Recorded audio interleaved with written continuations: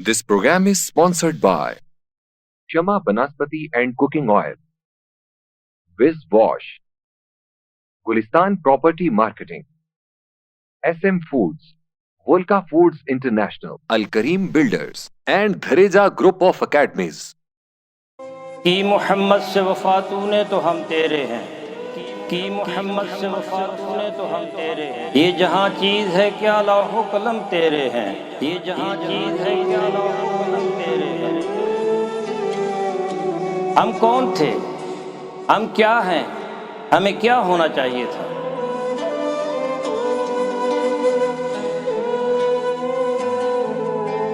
ہمارے ماضی کی سطوت، ہمارے اسلاف کی اخلاقیات و روایات، ہمارا علمی ورثہ جسے ہم کھو چکے ہیں،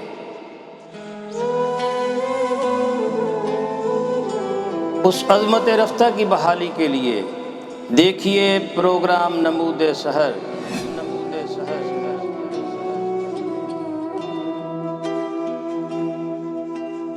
بسم اللہ الرحمن الرحیم۔ السلام علیکم ناظرین، آپ دیکھ رہے ہیں میکس نیوز کا پروگرام نمود سحر اور میں ہوں ڈاکٹر محمد حسین آزاد۔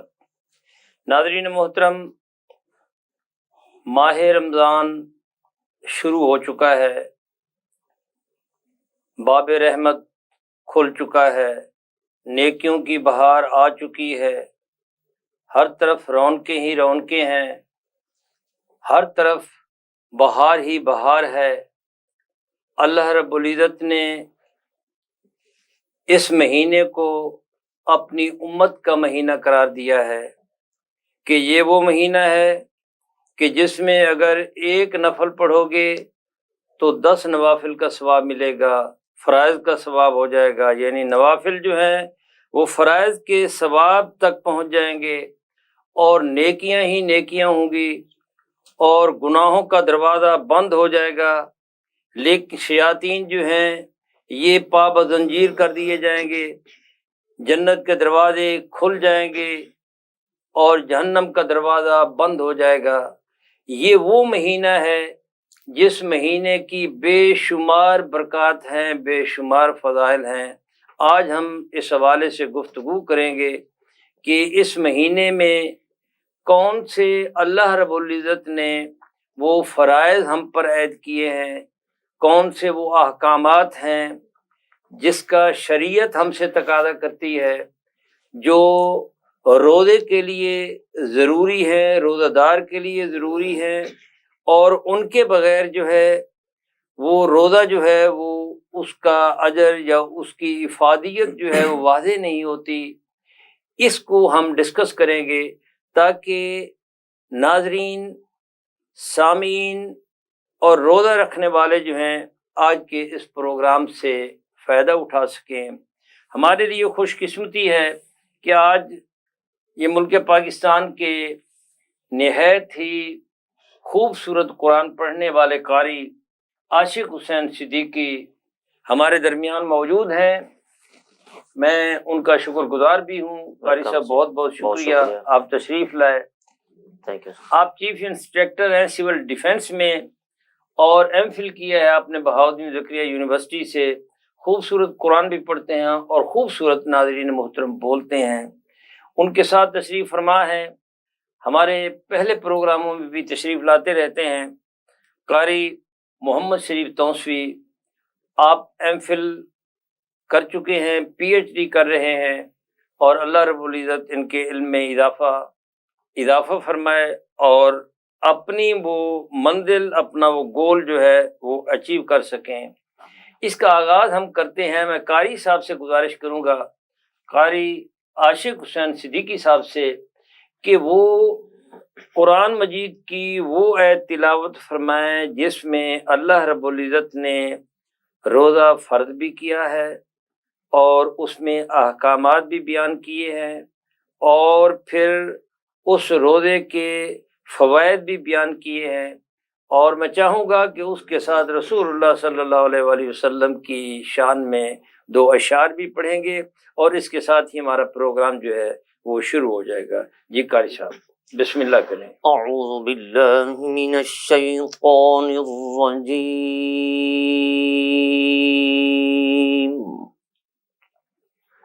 بسم اللہ الرحمن الرحیم.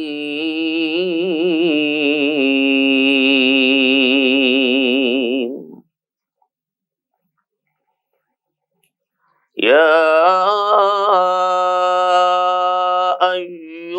الذين آمنوا كتب عليكم الصيام كما كتب على الذين ماشاءاللہ سبحان اللہ كما كتب على الذين من قبلكم لعلكم تتقون. سبحان اللہ ماشاءاللہ ماشاءاللہ. ایاما معدودات.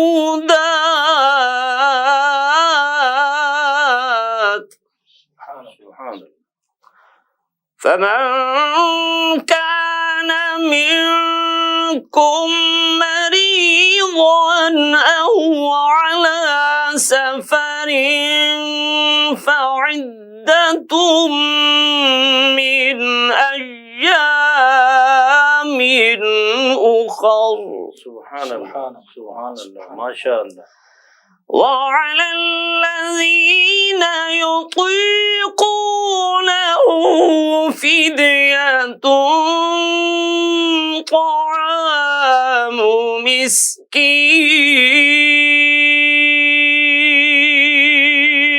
سبحان اللہ ماشاء سبحان اللہ.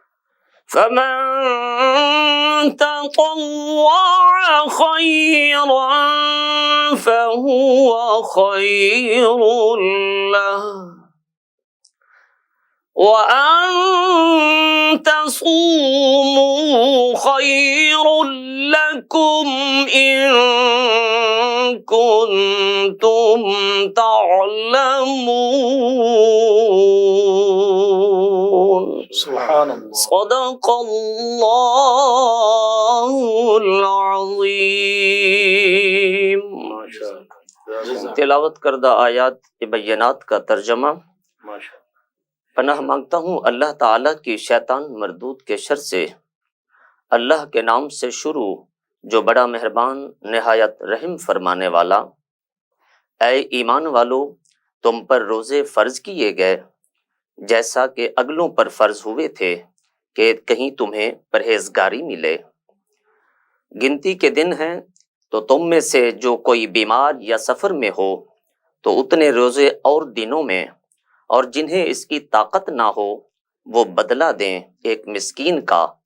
پھر جو اپنی طرف سے نیکی زیادہ کرے تو اس کے لیے بہتر ہے، اور روزہ رکھنا تمہارے لیے زیادہ بھلا ہے اگر تم جانو. وما علینا الا البلاغ المبین. ماشاءاللہ ماشاءاللہ. قاری نعت صاحب رسول خدا مقبول. کا ذکر کرے اور ذکر مصطفیٰ نہ کرے، ہمارے منہ میں ہو ایسی زبان خدا نہ کرے. ذکر مصطفیٰ بھی ہو جائے. دو اشعار آپ سبحان پڑھ اللہ. لیں پھر ہم پروگرام شروع کرتے ہیں. اعلی حضرت عظیم البرکت مجدد دین و ملت الشاہ امام احمد رضا خان ماشاء فاضل بلیری رحمۃ اللہ علیہ کا نعتیہ کلام مشہور زمانہ. زمین و زمان تمہارے لیے مکین و مکان تمہارے لیے زمین و زمان تمہارے لیے مکین و مکان تمہارے لیے چنین و چنا تمہارے لیے بنے دو جہاں تمہارے لیے بے شک بے شک. دہن میں زبان تمہارے لیے بدن میں ہے جان تمہارے لیے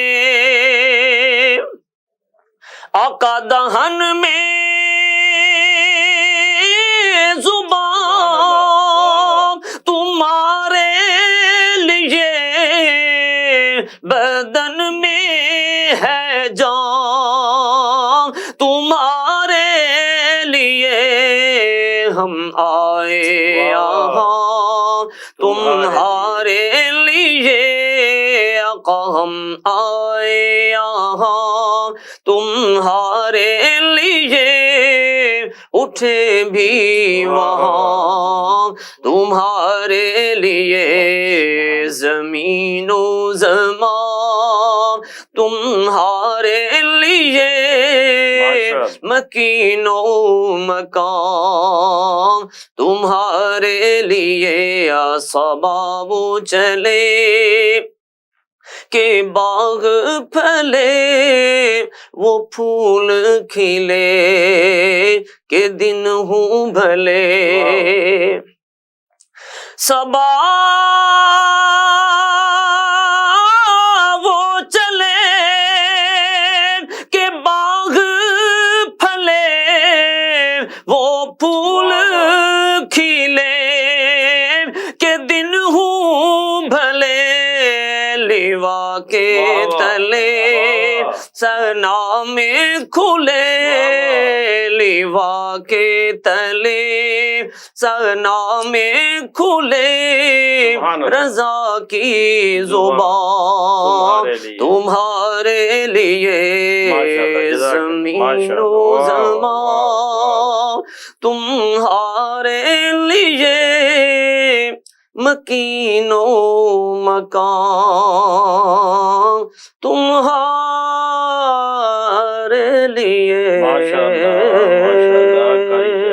آپ کو خوش رکھے اللہ آپ کی آواز کو مزید سریلا بنائے آمین جزاک اللہ قرآن مجید پڑھا آپ نے رسول اللہ صلی اللہ علیہ وسلم کے حضور نذرانہ عقیدت پیش کیا دل خوش کر دیا اللہ آپ کو خوش رکھے آمین جی قاری صاحب آپ سے ہم آغاز کرتے ہیں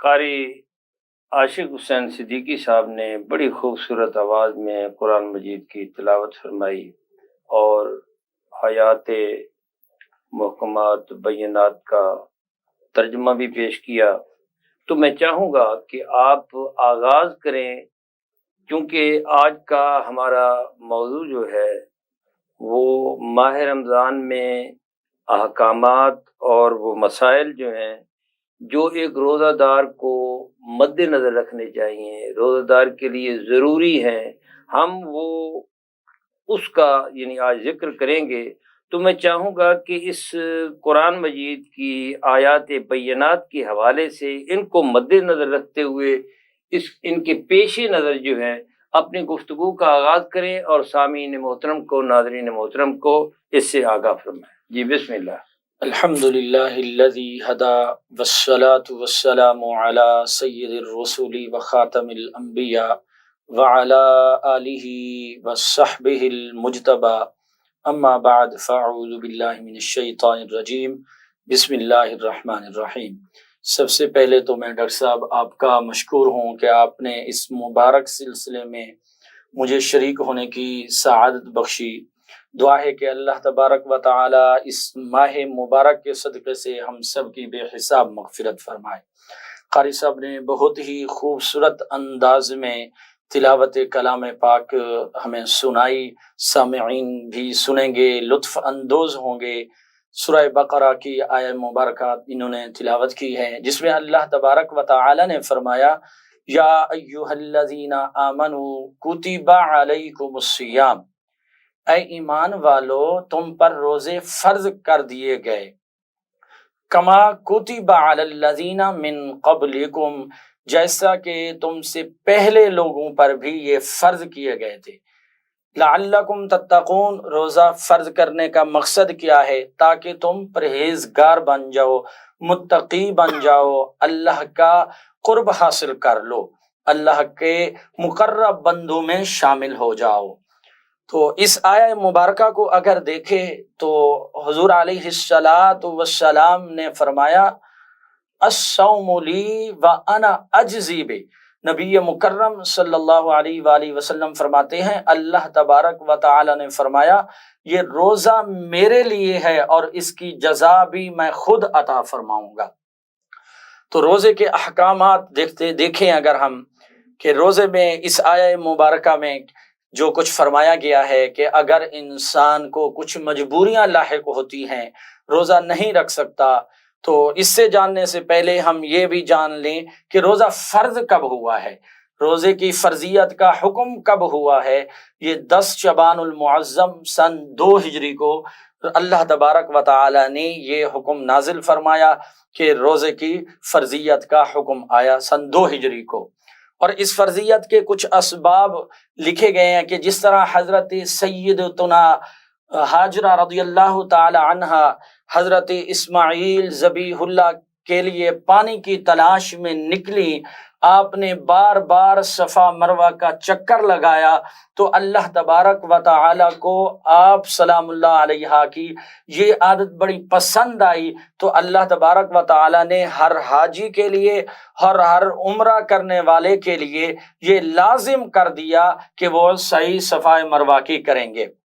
اسی طرح لکھتے ہیں کہ نبی مکرم صلی اللہ علیہ وآلہ وسلم نے جب کچھ دن غار حرا میں گزارے تو آپ صلی اللہ علیہ وآلہ وسلم کا غار حرا میں یہ معمول ہوتا تھا کہ آپ صلی اللہ علیہ وآلہ وسلم دن کو کچھ نہیں کھاتے تھے، کچھ نہیں پیتے تھے، رات کو اللہ تبارک و تعالی کی بارگاہ میں قیام فرماتے تھے۔ تو آپ کی یہ ادا اللہ تبارک و تعالی کو پسند آئی، اللہ تبارک و تعالی نے روزے کا حکم جاری فرما دیا۔ اب انسان ہے مجبوریاں بھی لاحق ہوتی ہیں، اگر وہ روزہ نہیں رکھ پاتا تو اس کے لیے کیا ہے، اس کے لیے کفارے کا حکم ہے، وہ کفارہ ادا کرے۔ کفارہ کیا ہے؟ مسکین کو کھانا کھلانا ہے، یا غلام آزاد کرنا ہے، یا پھر اس کی قضا ہے کہ رمضان المبارک کے بعد اس کی قضا کرے گا۔ تو یہ اگر ہم رمضان المبارک کے روزوں کے احکامات کو دیکھیں تو یہ ہمیں احکامات ملتے ہیں کہ ہم رمضان المبارک کی اہمیت کو سمجھیں، اس کی فرضیت کو سمجھیں اور اس کی برکات سے خوب ہم فائدہ اٹھائیں۔ ماشاءاللہ قاری صاحب نے ناظرین محترم روزہ کب فرض ہوا اور روزے کی فرضیت جو ہے اس کی افادیت جو ہے اس پر انہوں نے گفتگو فرمائی۔ ہم یہاں ایک مختصر وقفہ لیتے ہیں اور آپ کی خدمت میں دوبارہ حاضر ہوتے ہیں اور اس سلسلے کو یہیں سے جوڑیں گے جہاں سے ہم اس کو چھوڑے جا رہے ہیں۔ ہمارے ساتھ رہیے گا۔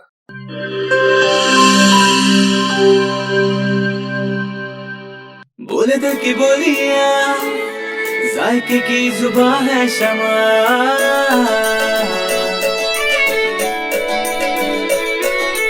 بولے بولے بولے دل بولے کوئی ڈش آئی لو یو کہے،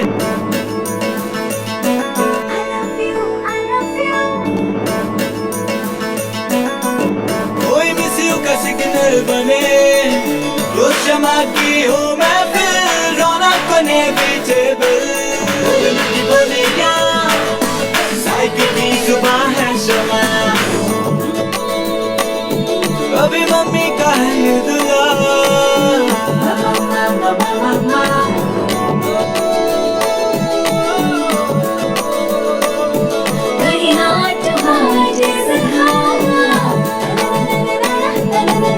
روز شمع کی ہو محفل رونق بنے بیٹیبل، بولے کی بولیاں ذائقے کی زبان ہے شمع،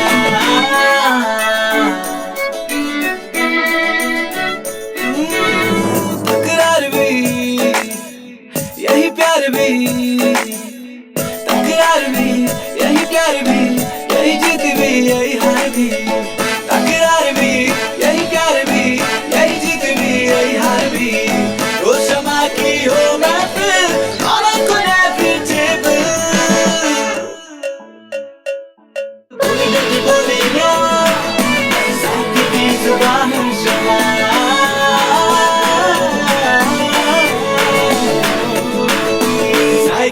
जुबान है शमा। वॉइस हेल्थ फॉर्मूला के साथ शमा कुकिंग ऑयल एंड शमा वनस्पति, बोले दिल की बोली।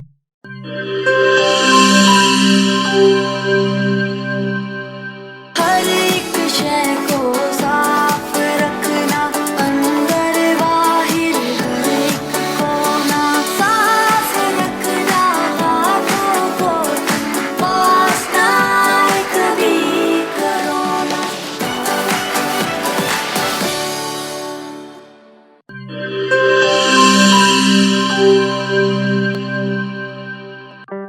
कोरोना में एहतियात का सभी बोलते हैं, मगर मुकम्मल एहतियात कोई भी नहीं करता। मुकम्मल एहतियात करे पुलाया डिसइंफेक्टेंट, जो सिर्फ बाहर से नहीं अंदर से भी करे डिसइंफेक्ट। घर, दफ्तर, मस्जिद, शॉपिंग मॉल्स, हॉस्पिटल्स, किसी भी जगह फ्रूट्स, वेजिटेबल्स और रोजमर्रा के इस्तेमाल की चीजों को करे मुकम्मल डिसइंफेक्ट। WHO की रिकमेंडेशंस के मुताबिक तैयार किया गया और पाकिस्तान की तमाम मुस्तनद लेबोरेटरी से सनद याफ्ता पुलाया डिसइंफेक्टेंट, जो करे हर तरह के जर्म्स और वायरसेस का 99.9% खात्मा। और दे मुकम्मल तहफ़्फ़ुज़। ये हुई मुकम्मल एहतियात की बात। पुलायर 1, 3, 5, 10 और 30 लीटर की पैकिंग में दस्तयाब है।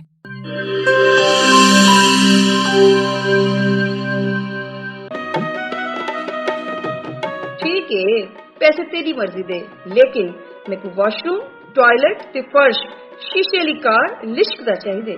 बीबी फिक्र ही ना करो, मैं तो इवें विज करे सा, वॉशरूम इवें जगमग जगमग होसी। मासी विज मुंह नाल नहीं करना, इंदे नाल करने। विज आया दाग ते जरासीम दा सफाया, सेहत सफाई ते पाकीज़गी गिन के आया, क्यों जो सफाई निश ईमान है। वल लिटे मेरा ते विज दा कमाल, जनूबी पंजाब दा पहला ब्रांड, इंटरनेशनल मियार, जिंदगी खुशगवार। होवे क्यों ना सराइकी जो किया। Vij wash, house of cleaning products.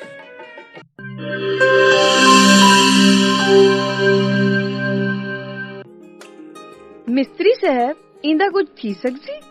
पट के नवा लग सी। पैसे कितने? टाइम कितना? 8000 दू दिहाड़े।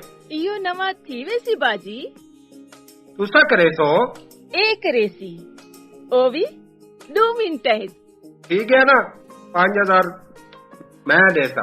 साडे जनूबी पंजाब दा अपना बेस्ट बाथरूम ते टॉयलेट क्लीनर, पुराने जिद्दी दाग ही नहीं, जरासीम ते वायरस दा भी खात्मा।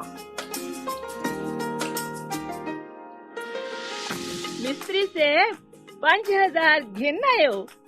खुले पैसे हैं? विज़दा मतलब शर्त या सफाई। फकर नाल गिनो, एतमाद नाल वरतो। Vij wash, house of cleaning products.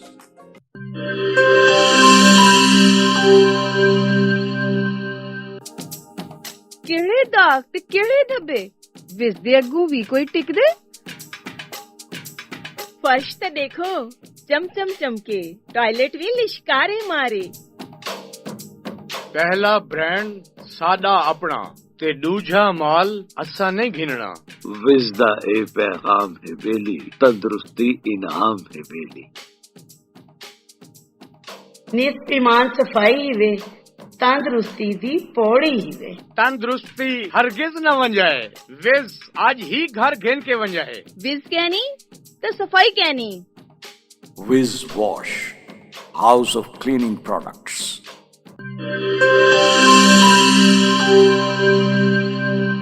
Welcome back नाजरीन। हम गुफ्तगू कर रहे थे माह सियाम में रोज़ा के अहकामात और उनके मसाइल जो हैं।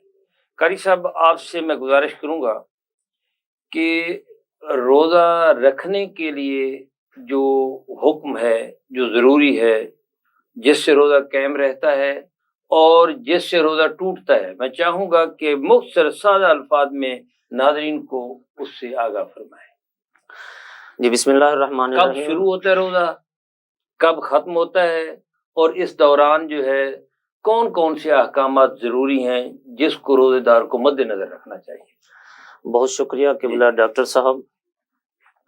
دیکھیے اب کب شروع ہونے اور کب ختم ہونے سے یہ تو ظاہر سی مراد ہے کہ صبح صادق کے وقت روزہ شروع ہوگا اور جب غروب آفتاب کا یقین ہو جائے تب روزہ افطار کر لیا جائے گا.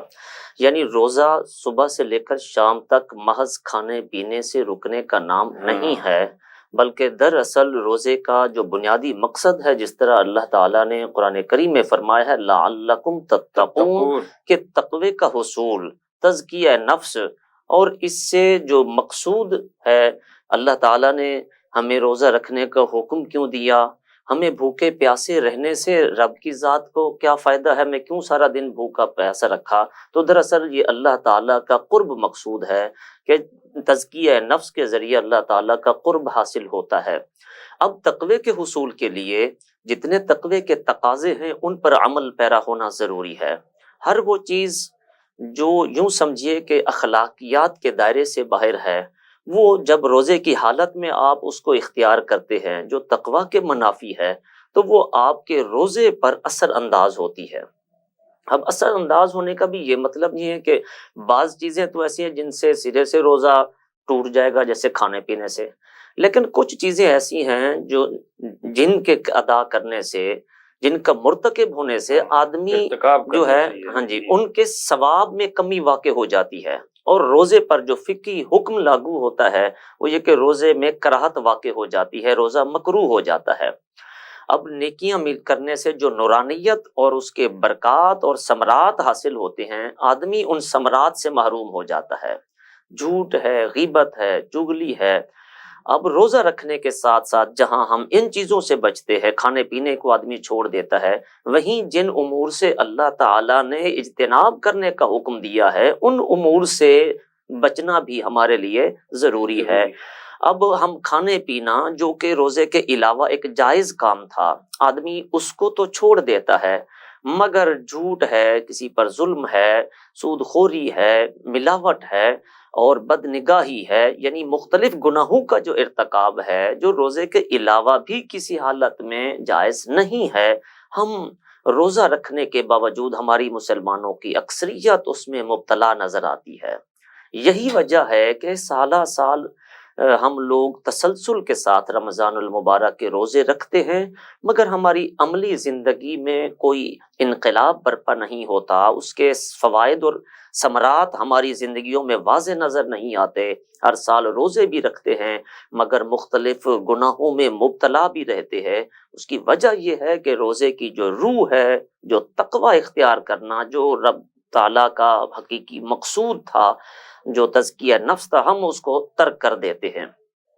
تو اس لیے روزے میں ہر اس چیز سے جس کو اللہ تعالیٰ نے منع فرمایا ہے اس سے اجتناب کرنا یہ انتہائی میں قاری صاحب آپ کے پاس دوبارہ آتا ہوں اور انشاءاللہ اختتام گفتگو کا بھی آپ پر ہی ہوگا.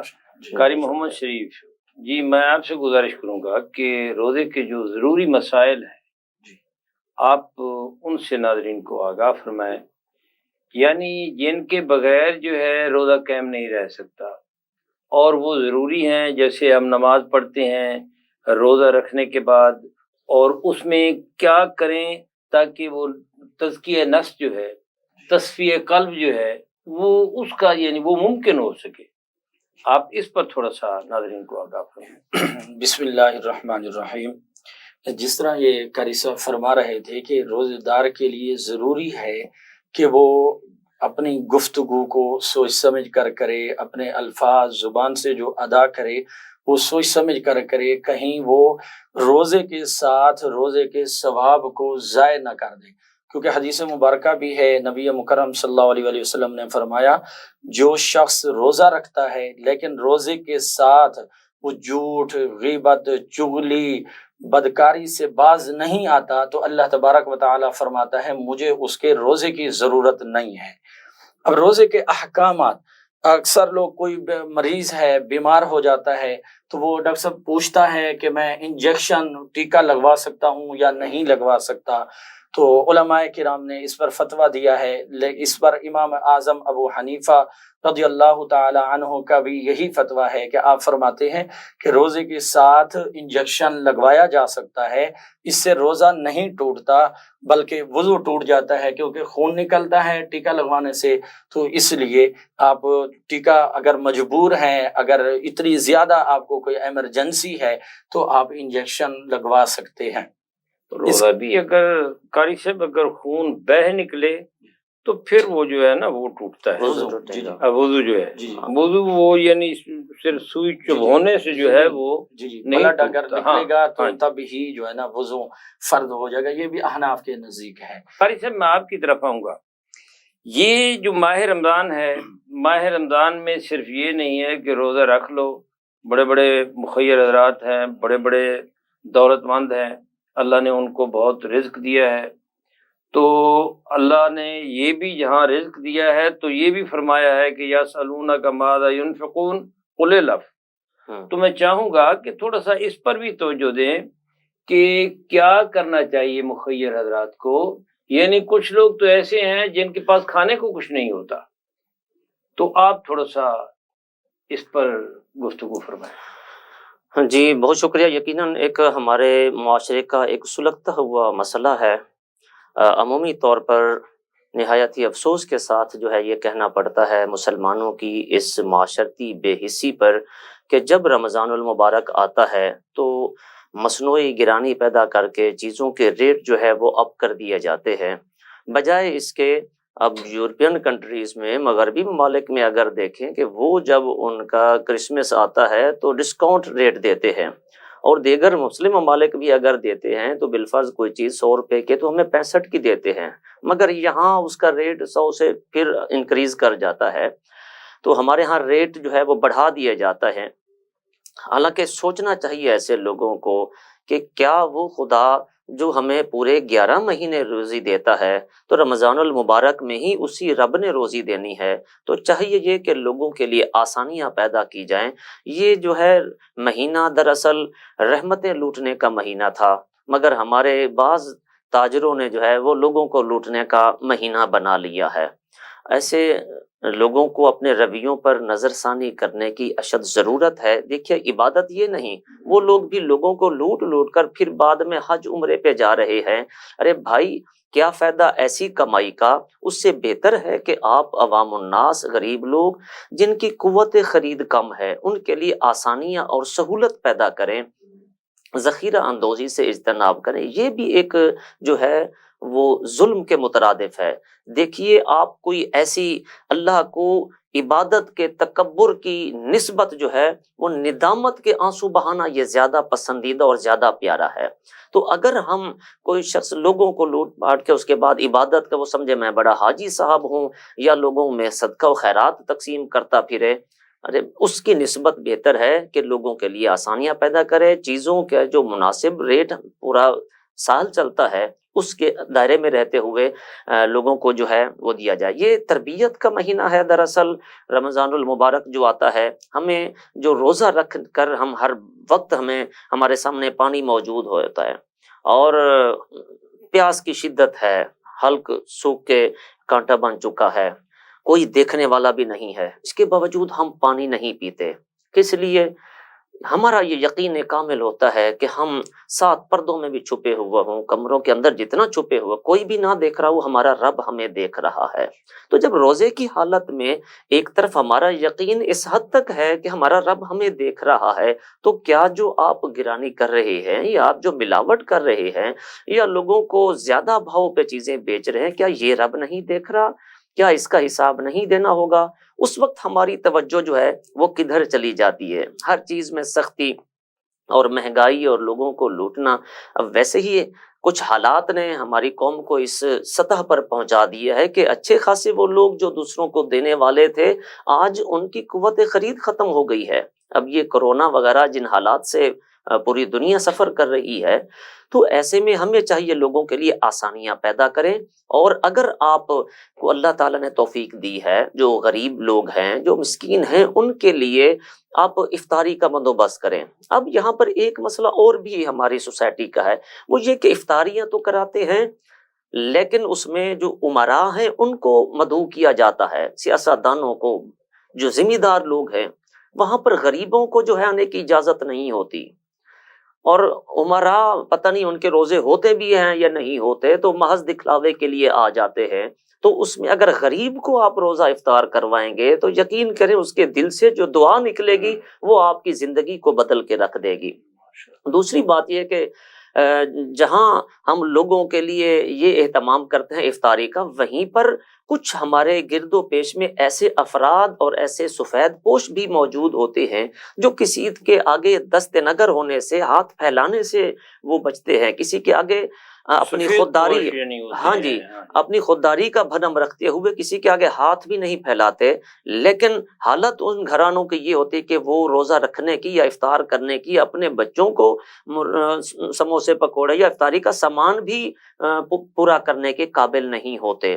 تو ہم لوگ اپنے ارد گرد رہنے والوں کے حالات سے باخبر ہوتے ہیں، کوئی بیوہ عورت ہے، کوئی یتیم بچے ہیں، تو ہمیں چاہیے کہ ضروری نہیں کہ جو آپ کے دروازے پہ آئے آپ اس کی ہیلپ کریں، ان لوگوں کو ڈھونڈ کر ان تک پہنچایا جائے۔ یہ عمل یقین کریں اللہ تعالیٰ اس کو اتنا پسند فرماتا ہے، اور آپ کی سوچ سے بھی زیادہ اللہ تعالیٰ اجر و ثواب عطا فرمائے گا، اس میں اخلاص آئے گا، ریاکاری کے عنصر سے آدمی بچا ہوا ہوگا۔ تو جہاں آپ یہ اہتمام کریں وہاں ہمسایوں کا خیال رکھیں۔ مشہور حدیث مبارکہ آقا علیہ الصلوۃ والسلام نے فرمایا کہ وہ شخص مسلمان نہیں ہے جس کا ہمسایہ بھوکا ہو اور وہ رات کو خود پیٹ بھر کر سوئے مگر اس کا ہمسایہ بھوکا ہوا ہو۔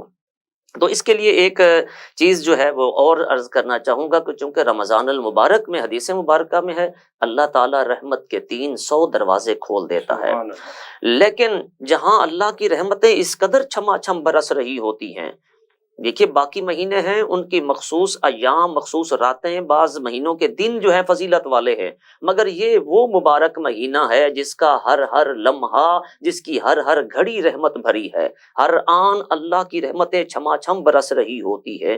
تو یہ جو جب رحمتوں کا نزول ہو رہا ہوتا ہے ہم سب لوگ اللہ کی رحمت کے جو ہے وہ متلاشی ہوتے ہیں۔ بلکہ بات طویل ہو رہی ہے کہ وہ ایک مشہور حدیث مبارکہ ہے کہ جبریل امین نے حضور صلی اللہ علیہ وسلم کی خدمت میں عرض کی، یا رسول اللہ، اللہ نے مجھے اتنی قوت و طاقت عطا فرمائی ہے کہ میں ریت کے ذروں کو، سمندر کے قطروں کو گن سکتا ہوں، مگر آپ کی ذات پر جو درود پڑھا جاتا ہے اس پر کتنی رحمتیں نازل ہوتی ہیں اس کو میں شمار بھی نہیں کر سکتا، اس سے میں بھی عاجز ہوں۔ تو ہم لوگ رحمتوں کے تو طلبگار ہوتے ہیں، مگر کچھ کام ایسے بے خیالی میں کر گزرتے ہیں جن کی وجہ سے آدمی اللہ کی رحمت سے محروم ہو جاتا ہے، وہاں رحمتیں رک جاتی ہیں۔ اور وہ دو کام ایسی ہیں، ایک تو کسی پر ظلم کرنا ہے، جب آپ کسی پر ظلم کرتے ہیں تو رحمت پھر نہیں نازل ہوتی۔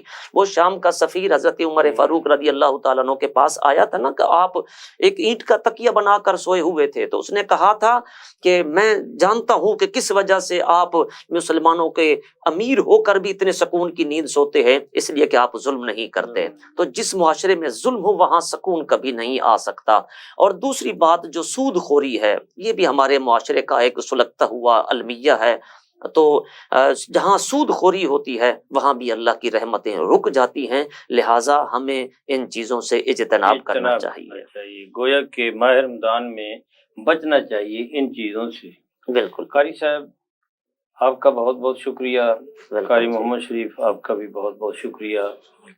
ناظرین محترم، ہم گفتگو کر رہے تھے ماہ رمضان میں کن مسائل کو اور کن احکامات کو ہمیں مد نظر رکھنا چاہیے۔ تو اس کے لیے آپ جانتے ہیں بڑے ضروری احکامات جو ہیں وہ یہی ہیں کہ ہم روزہ رکھتے ہیں، طلوع فجر سے پہلے روزہ رکھتے ہیں، اور اللہ رب العزت نے اس پوری رات کو ہمارے لیے جو بھی حلال کام ہیں، حلال افعال ہیں، وہ ہم کر سکتے ہیں، جبکہ یہ پہلی امتوں پر یہ جائز نہیں تھے۔ 24 گھنٹے کا روزہ ہوتا تھا، اور روزہ جب ہم رکھتے ہیں، روزہ رکھنے کے بعد جو ہے پھر کھانا جو ہے بعض اوقات ایسا ہوتا ہے کہ جب فجر طلوع ہو جاتی ہے، اور اس کے لیے اب تو آسان ہے، اوقاف بن چکے ہیں، مواقیت بن چکے ہیں، اور جب نکارہ بجتا ہے، آواز آتی ہے اور وہ کہہ دیتا ہے کہ اب روزے کا وقت ختم ہو چکا ہے، تو ہمیں کھانا پینا بند کر دینا چاہیے، چونکہ اس کے بعد اگر آپ کہیں کہ جی چلو چائے پی لیں، پانی پی لیں، تو یہ جائز نہیں ہوگا۔ اسی طریقے روزے کا جب کھولنے کا وقت آتا ہے تو اس وقت بھی اعلان ہوتا ہے کہ روزہ کھولنے کا وقت ہو چکا ہے۔ روزہ اس وقت کھولنا چاہیے، کھجور سے کھولنا، رسول اللہ صلی اللہ علیہ وآلہ وسلم نے اس کی فضیلت بیان کی ہے۔ پانی سے کھول لیں، جس چیز سے بھی کھول لیں روزہ کھل جاتا ہے، اور اگر ان چیزوں سے کھولیں تو رسول اللہ صلی اللہ علیہ وآلہ وسلم کی خوشنودی حاصل ہوتی ہے۔ اور پھر آپ نے قاری حضرات سے آپ نے یہ سنا کہ روزہ رکھنے کے بعد جو ہے ہمیں غیبت بھی نہیں کرنی چاہیے، جھوٹ بھی نہیں بولنا چاہیے، اور ایسے افعال جن سے رسول اللہ صلی اللہ علیہ وآلہ وسلم نے اور قرآن نے منع فرمایا ہے ان سے ہمیں رک جانا چاہیے، جیسے وما آتاکم الرسول فخذوہ وما نہاکم عنہ فانتہوا، جو رسول اللہ صلی اللہ علیہ وآلہ وسلم تمہیں دیں وہ لے لو، جن سے منع فرمایا اس سے رک جاؤ۔ احکامات پر عمل کرنا بہت ضروری ہے۔ روزے کی حالت میں خالصاً یہ بہت ہی ضروری ہے کہ ہمیں غیبت چھوڑ دینی چاہیے۔ غیبت تو ویسے بھی بہت بڑا گناہ ہے، جھوٹ ویسے بھی، جھوٹے پر اللہ نے لعنت فرمائی ہے۔ تو آپ خود سوچیں کہ اگر روزے کی حالت میں ہم جھوٹ بولیں گے، ہم غیبت کریں گے، ہم کسی کا گلہ کریں گے، شکوہ کریں گے، تو اللہ رب العزت کو ایسا روزہ پسند نہیں ہے۔ ایسے روزہ رکھنے کی، بھوکا پیاسا رہنے کی ضرورت نہیں ہے۔ اللہ رب العزت تمہارے اخلاص کو دیکھتا ہے، تمہارے خلوص کو مد نظر رکھتا ہے۔ اس لیے ہمیں، جیسے ہم نے یہ ابھی گفتگو کی تھی کہ ایسی دوائی جو بہت ہی ضروری ہے ہمیں وہ استعمال میں لانی چاہیے، غیر ضروری چیزوں سے، غیر ضروری باتوں سے اجتناب کرنا چاہیے۔ سب سے ضروری ہے کہ باجماعت نماز پڑھیں، روزہ رکھیں، صبح رکھنے کے بعد آپ مسجد میں آئیں، نماز جو ہے وہ باجماعت ادا کریں، یہ بہت ضروری ہے۔ ورکعوا مع الراکعین، آپ باجماعت نماز پڑھیں گے، اللہ رب العزت آپ کو اس کا بہت اجر دے گا۔ 5 نمازیں ہوتی ہیں، اس کا اجر جو ہے، اس کا ثواب جو ہے یہ کئی گنا بڑھ جاتا ہے۔ اور پھر اسی طریقے سے ان احکامات کو مد نظر رکھیں، ان کو پیش نظر رکھیں جن کے بغیر روزہ جو ہے وہ قائم نہیں رہتا۔ آپ روزے کے ساتھ ان احکامات کو جب مد نظر رکھیں گے تو اللہ رب العزت اس میں مزید برکات پیدا فرما دے گا۔ اور خاص طور پر قاری صاحب نے جس چیز کی نشاندہی کی، ان دنوں غریبوں، یتیموں، مسکینوں، قیدیوں، ان کا بھی بہت زیادہ آپ لوگوں پر حق ہوتا ہے۔